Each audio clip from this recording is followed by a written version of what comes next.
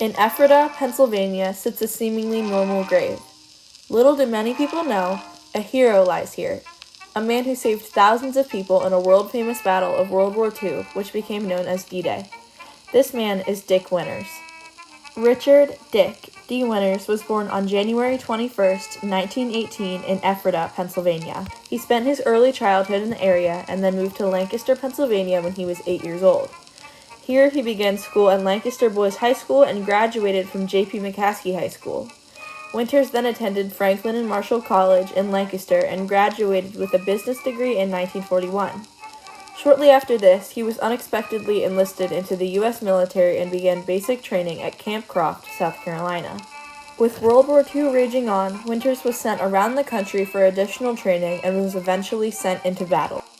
Soon after being promoted to first lieutenant, Winters led the 101st Airborne Division in the European theater.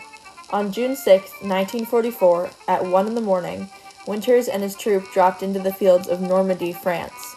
German lookout troops were stationed close by, but before the U.S. troops had a chance to formulate a plan to attack, they were informed that the entire East Company in which they were serving under had been shot down. Enraged, many of Winters' American soldiers attempted to take the Germans' weapons and were killed. This put the very few left at risk. In a later interview, Winters said, "When I saw others next to me get hit because they lifted their head at the wrong time, I knew I could be killed too."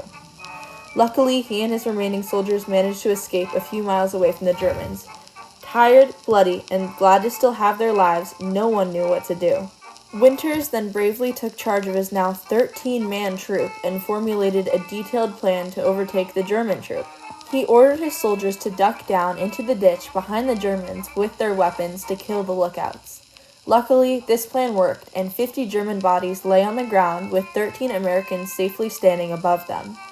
Dick Winters' bravery throughout the 101st Airborne Division of D-Day promoted him to commander and then to the title of Major Dick Winters. He continued in battle with this position for many years to come before finally being discharged from service.